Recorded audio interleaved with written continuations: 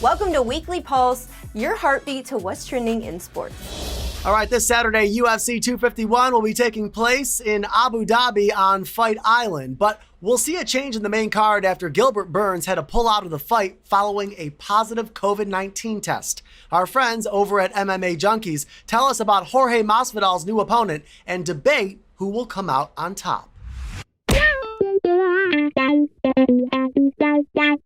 Ladies and gentlemen, welcome to Spinning Back Click, where each week here on MMA Junkie, we take you on a quick spin through the week's news. I'm Simon Head from here in the UK, and on this week's show, coming to us from Toronto, Canada, I'm joined by World MMA Award nominated Mike Bond, and he's joining the dynamic duo from MMA Junkie Radio, the OGs themselves, Gorgeous George and Goes. We got a load to talk about on this week's show, so let's get these boys on the clock. And where else can we kick things off this week but with the huge news that broke yesterday afternoon as Jorge Masvidal stepped in to replace Gilbert Burns and will now challenge Kamaru Usman for the UFC welterweight title at UFC 251.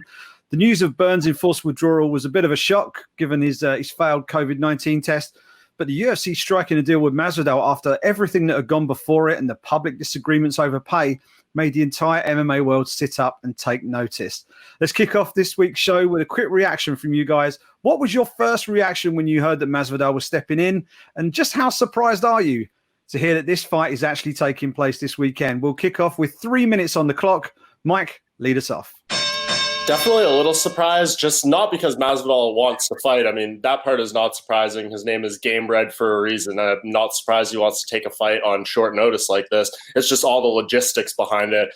First, the contract that they were able to get that sorted, and then just figuring out how to get both him and Kamaru Usman to Abu Dhabi on this shortened window they have. I mean, everyone else who's competing on this card left last Friday to go over to Abu Dhabi from the United States or everywhere else across the world. So their window is even shorter now. The weight cut's going to be more challenging, just all these different elements that go in. That's really the most surprising thing. But the UFC historically, man, they know how to do work under pressure and on short notice and things like this. This is actually when they do some of their finest work historically. So the fact that they were able to get that together, I guess not a huge shocker, but just under these circumstances, it is pretty insane and a little surprising that we ended up getting the bigger fight out of all this.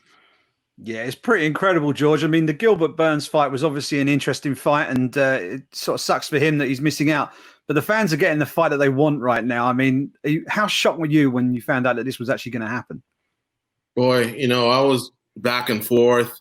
On the one hand, I saw him and Colby Covington tweeting that they want a part of it. But once Usman didn't board the plane, I just thought that's kind of cutting it close. That is a long flight and all the different protocols that they have to go through. More than likely, this will just have to happen like later this summer, I guess, and not necessarily Covington or Masvidal, but sticking to Burns versus Usman. However, again, you're on both sides of it because, like Mike said, I mean, the UFC, that's what they live for. Almost sometimes you want to believe. I mean, not necessarily. They don't want these problems, but they love solving these problems. And Dana White has been open about it. During COVID-19, he says, just give me the challenges. I'm here to solve them. So not necessarily too surprised. I'm glad it happened. This should have been the original. I mean, this was the original booking. All credit to Burns, who stepped up on short notice, and he's been on fire, and we want him to have a quick recovery. But I think the fans are getting what they wanted, what should have originally happened, except here in Vegas. Yeah, absolutely. And it gives us the fight that I think most people wanted, Goes. I mean, what was your take when you saw that this one's actually coming to fruition after all? Yeah, I couldn't believe that. I knew positive tests would happen, but not in the main event. These are guys that make a little bit more money. I thought that maybe that money could isolate them a little bit better. Props to the UFC for making that adjustment. If this was the first week of all this, guys, we wouldn't have known this until they actually arrived. The fact that you get a guy like Masvidal involved in this, he would have been the last name I would have picked because they've been trading barbs on social media. They haven't been getting along. So for the UFC to step up and squash whatever was going on between those two, props to everyone involved.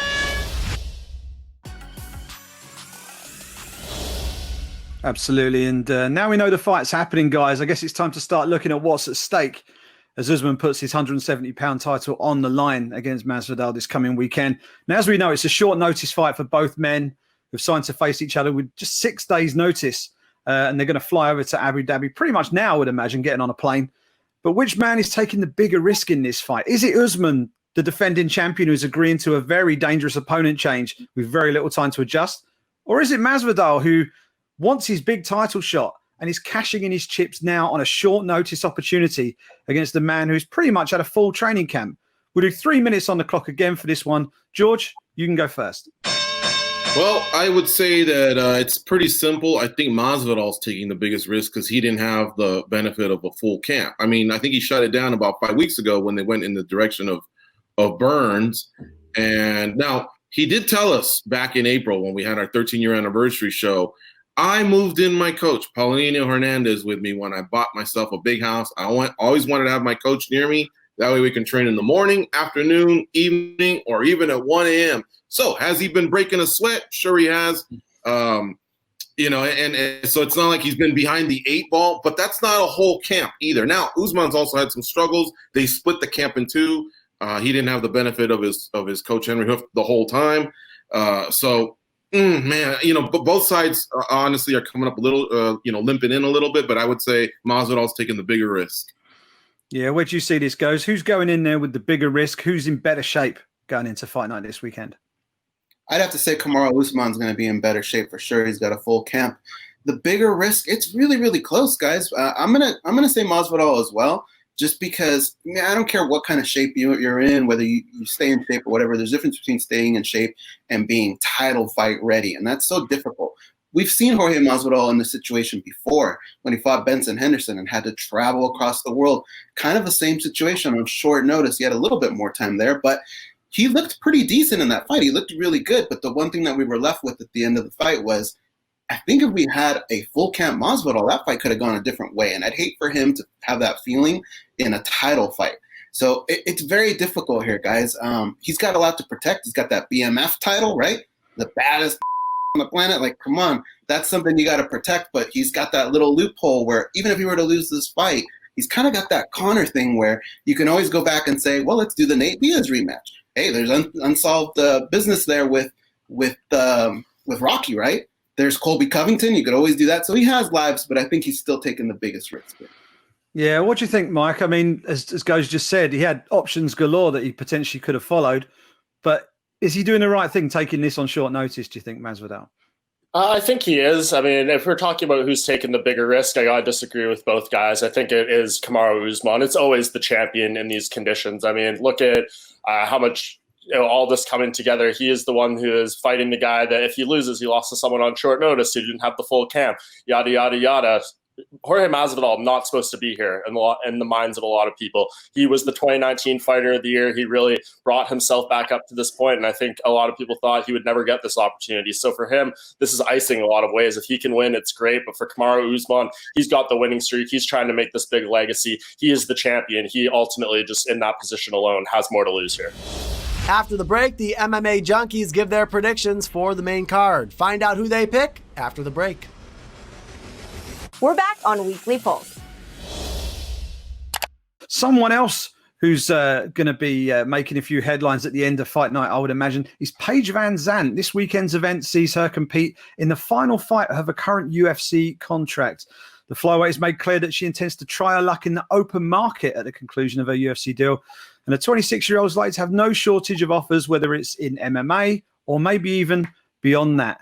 My question to you guys is this. If you were Paige Van Zandt's manager right now, what direction would you be advising her to take next? We'll do 3 minutes on the clock for this one as well. Goz, you can lead us off. I'm Paige Van Zandt's manager. I mean, she said it herself. She made more money with Dancing with the Stars than she did in her entire UFC career. That's got to say something. So I got to ask her, are you going to be a fighter or is it going to be Hollywood? Because you can't do both. There's no such thing as a part-time fighter in the UFC. After this fight, I would say if you want to continue your MMA career, then we're going to have to look to somewhere that's going to have something almost like a PFL that has like an off season, or maybe Bellator that will play a little bit with the strengths that you have, things giving you time off to do things that, I don't know, she could do some sort of fitness line, something that she can do on the side, but not have to take up all of her time at the same time. Yeah, it's a decent shout. Mike, what do you reckon? Do you think she's going to stay in MMA or do you think she's going to maybe step away? I think she'll stay in MMA almost for sure. I think she's got a few years left in her, and I think she's got a lot of lost time she wants to make up to from all the injuries. It's tough, though. If you go back to the original question, what is her manager supposed to do in this situation? Man, the UFC is basically the only show in town right now. We don't know when Bellator is coming back. It seems like PFL isn't going to be around till next year. So, I think her options are a lot more limited than they were than, say, a year ago when she originally announced her intention to fight out her UFC contract and become a free agent. So, I don't really know. I think there's a lot of options out there for her. I just don't really know, given the way we are in the world right now, what type of options are going to pop up immediately. I think once she's done with this fight, it might be a bit of a waiting game, figuring out, the exact right play for her in terms of who makes the most sense and what type of offers come through. Yeah, it's a good shout. It's a strange landscape right now, George. I mean, what direction would you be looking to guide her down? Well, it's pretty simple. She wouldn't have been on Dancing with the Stars if it wasn't for the UFC. So the UFC creates those opportunities for a lot of the fighters. And as far as I've also heard her say, hey, look, I get so much for posting on Instagram and I make more money that way. Again, that's kind of what brought you a little bit of that popularity was your fighting career. So I would say that they're almost attached. Her success outside the octagon is kind of attached to the octagon. So I would encourage her to stay and, knock out some fights. Kind of had some injuries with the forearm and but yeah, lick your wounds and stay with the UFC. It seems to be the only show in town right now. Yeah, I quite like the Bellator option. If Bellator actually get back going again and start hosting fights again, they've got the Viacom CBS relationship. Maybe there's the option to kind of sort of play both sides of the coin a little bit. Her husband fights there as well. Exactly. So, he's obviously got the in there. So it'll be really interesting to see what she does once this UFC contract is up. Final question for you guys this week. Every week here on MMA Junkie, the entire team puts their neck on the line and offers their main card predictions for every big UFC and Bellator event. And this week, of course, will be no different. And you'll be able to check out our individual staff picks on Friday on the MMA Junkie website. But by way of a teaser, seeing as it's such a huge weekend, let's take a broader view of the 3 title fights on the card this weekend. We know there's going to be at least one new champion, with Peter Yan and Jose Aldo set to do battle for the vacant bantamweight belt. But the other 2 title fights see reigning champions Alexander Volkanovski and Kamaru Usman looking to successfully defend their belts. So my question to you to finish off this week is a simple one. How many times are we going to hear Bruce Buffer saying "and new" at UFC 251? Will it be once, twice, or 3 times? Where are your heads at as we look to pick the winners of the 3 title fights this weekend? Let me know. We've got 2 minutes on the clock, so nice and short for this one. Goes, you can go first. Well, obviously one of them is a given. But I think Peter Yan, I think he's going to come ahead in his. I think we're at the end of the night, we're going to hear 2, though. This is where it gets tricky. Alex Volkanovski, the guy is always prepared. I have no doubts. I think he's going to be the winner here. But the one that really, really intrigues me is the Masvidal fight. Remember, bigger cage. He's going to have movement here in this fight. I think he's going to shock the world, guys. I think Bruce Buffer will say it twice this weekend. George, what do you reckon? I would go with 2 as well, and I'm going to choose Peter Yan to defeat Jose Aldo, and I'm going to go with I'm basically copying goes here. I'm going to go with Jorge Masvidal as well. Something about Masvidal's swag in the last 18 months, man. That guy just seems to be fighting up here, not only physically, but mentally. It's like the game is in slow motion for him. Look, Kamaru Usman just had a really tough fight against Colby Covington. So even though he's got an amazing record outside the UFC, he's only got the 1 loss, and in the UFC's 13-0. You can tell that there's obviously ways to win rounds from Kamaru Usman, but Jorge Masvidal does have that 1 pound, the 1 punch crack, So I don't know, man. I think he hasn't had time to think about the fight, so I think the pressure's off. So he's going to say it twice. Brilliant. Mike, what do you reckon? 1, 2, or 3? I know I'm on short time here, so I will say 2, but I think it is going to be Peter Yan, Max Holloway, and Kamaru Usman. So an and new, and then an and still to close out the night. It's going to be a fantastic night of fights, and you'll be able to follow full coverage of UFC 251 here on MMA Junkie. Our man John Morgan is down there on the ground in Fight Island as I speak. I think he's about to exit quarantine over the course of the next few hours. He'll bring you the lowdown from on the ground on Abu Dhabi, and we'll have the full arsenal of coverage from the entire team here at MMA Junkies. We lead you up to fight night at UFC 251, and then we'll break it all down for you from Sunday onwards after the fights are finished. It means there's going to be plenty to unpack next time we get round the table here for Spinning Back Click next week. But in the meantime, big thank you to Mike Bond, to Gorgeous George, to Goes, and chiefly to you guys out there for watching. Enjoy the fights this weekend, guys, and we'll speak to you next week.